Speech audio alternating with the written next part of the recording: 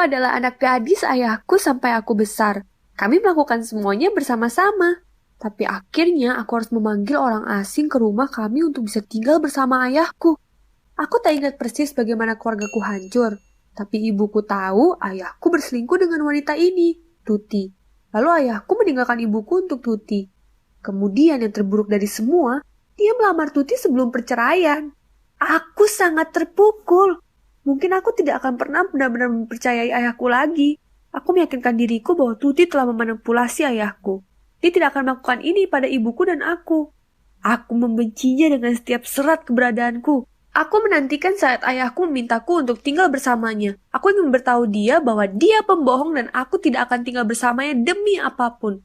Tetapi dia tidak pernah meminta. Dia hanya meminta perjanjian tahanan di mana dia menemaniku setiap akhir pekan. Aku tertegun dan sangat terluka.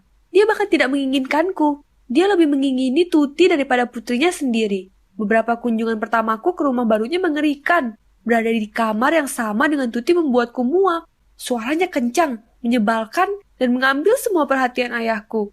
Dia akan berbicara tentang semua kencan buruk yang pernah dia alami sebelumnya. Dia akhirnya bertemu ayahku di toko makanan, seperti bertemu seorang pria yang sudah menikah dan mencurinya dari keluarganya. Itu lucu baginya. Aku ingin menemukan cara agar ayahku putus dengannya dan kembali menjadi ayahku. Aku berbicara dengan temanku tentang situasi ini, dan dia punya ide yang bagus. Dia berkata aku harus mengaktifkan kembali profil Tuti di Tinder.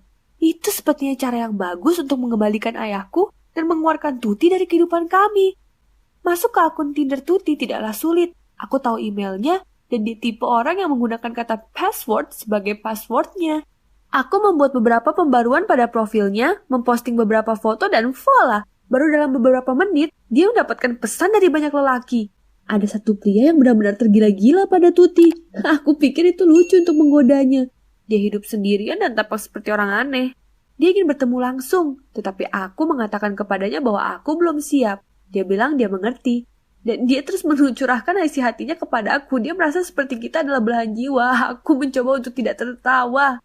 Aku merasa seperti mata-mata. Temanku bertanya mengapa aku terus memeriksa teleponku saat makan siang. Kukatakan padanya bahwa aku sedang saling menggoda dengan Billy.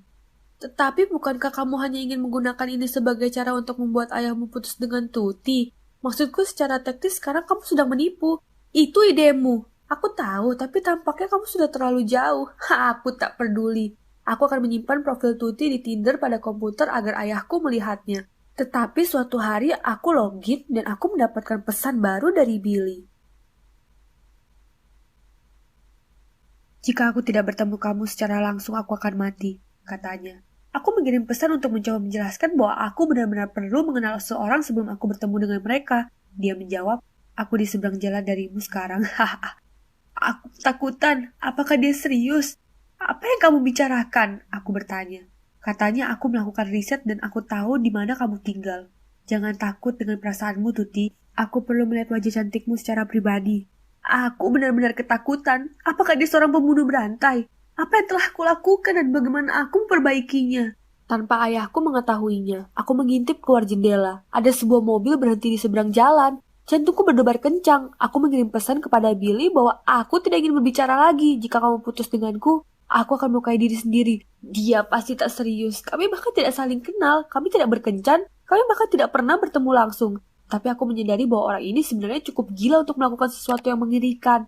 Aku berpikir untuk menelpon temanku dan meminta nasihat. Tapi aku masih agak sakit hati karena dia menuduhku penipu. Billy berkata, aku akan datang ke pintumu kecuali kamu mengatakan kepada aku untuk tidak melakukannya. Tapi jika kamu mengatakan kepada aku untuk tidak melakukannya, mungkin hidupku tidak layak dijalani. Aku mengatakan kepadanya untuk tidak melakukannya. Penyakit mentalnya bukan masalah bagiku, tetapi bagaimana jika dia benar-benar melakukan sesuatu kepada dirinya sendiri dan semua karena aku telah mempermainkan dia? Ini sudah berakhir, jangan menghubungi aku lagi. Terlambat, dia menjawab. Aku mulai panik. Ayahku masuk dan menemukanku gemetar dan menangis dan bertanya ada apa. Aku tidak ingin memberitahunya, tapi entah bagaimana seluruh kisah itu mengalir keluar. Dia segera pergi keluar. Aku pergi ke jendela dan melihatnya di samping mobil yang diparkir di jalan. Dia berteriak pada orang itu mencoba meraih jendela. Mobil itu melaju, ban mobil pun berbunyi. Apakah itu Billy? Apa yang kamu lakukan padanya? Aku mengatakan kepadanya untuk tidak menunjukkan wajahnya di dekat rumahku lagi. Dia putar padaku.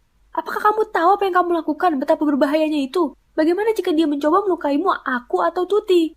Secara singkat aku pernah mendengar ayahku berteriak sebelumnya, dan yang pasti tidak pada aku. Aku tidak tahu harus berkata apa. Tuti datang saat itu dan menuntut untuk tahu apa yang sedang terjadi. Aku sangat terhina dan takut.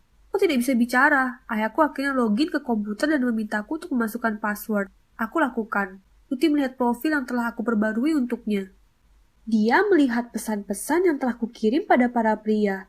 Kemudian dia menegakkan tubuh dan memberitahu ayahku bahwa dia akan tinggal bersama ibunya. Ayahku menuntut untuk tahu mengapa, dan dia bilang dia tidak akan menikah dengan pria yang memiliki anak perempuan yang mengerikan.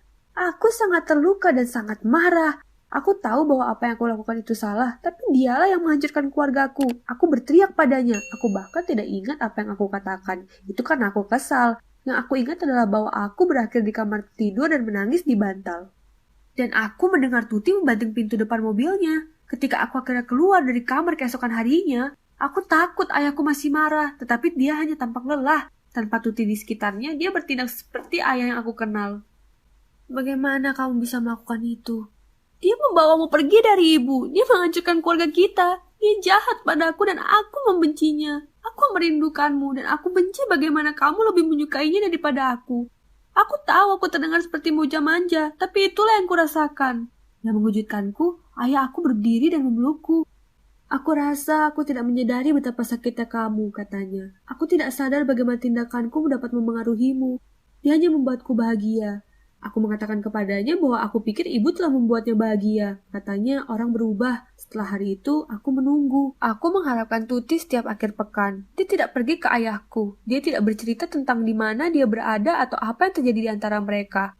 Akhirnya aku mengumpulkan keberanian dan bertanya kepadanya. Dia bilang dia tidak akan menikah dengan Tuti. Lagi pula dia bilang aku prioritasnya bukan Tuti. Aku kaget. Aku seharusnya sangat bersemangat, tapi aku malah merasa bersalah. Selama beberapa hari berikutnya rasa bersalah terus membayangiku. Temanku senang menyanyikan lagu Ding Dong Sang Penyihir Sudah Mati dan semacamnya. Tetapi aku tahu yang sebenarnya, bahwa aku telah mengambil kebahagiaan ayahku. Bagaimana jika dia membenciku selamanya? Tapi aku tidak bisa meminta maaf. Aku tidak bisa memberitahunya bahwa dia bisa menikahi Tuti jika dia mau. Sebagai gantinya, aku masuk ke kehidupan baru bebas dari Tuti dan aku sangat menikmatinya. Tanpa dia di sekitar ayah, aku bisa pergi untuk melakukan hal-hal yang kami berdua sukai. Dia seperti ayahku lagi. Tetapi suatu hari aku pulang dan menemukan Tuti di ruang tamu. Aku terkejut, kemudian marah.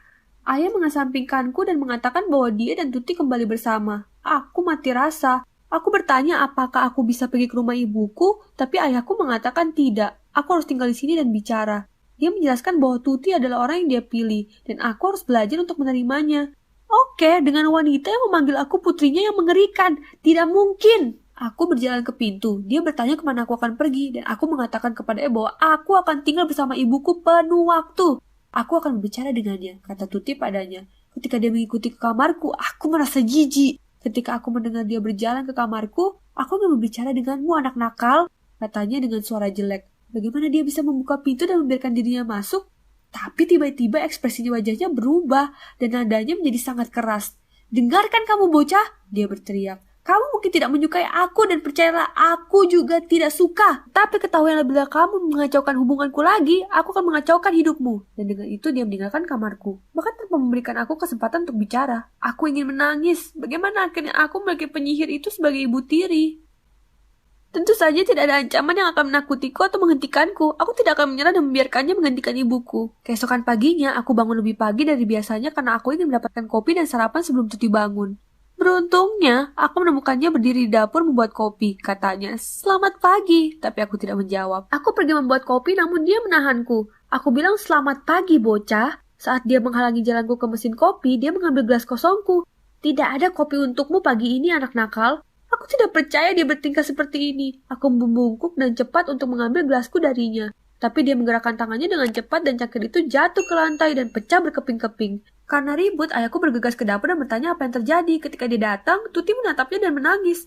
Dia mencoba melempar gelas ke arahku. Aku menggelengkan kepala dan mengatakan kepadanya bahwa itu tidak benar. Tetapi alih-alih mempercayaiku, dia memintaku untuk pergi ke kamarku.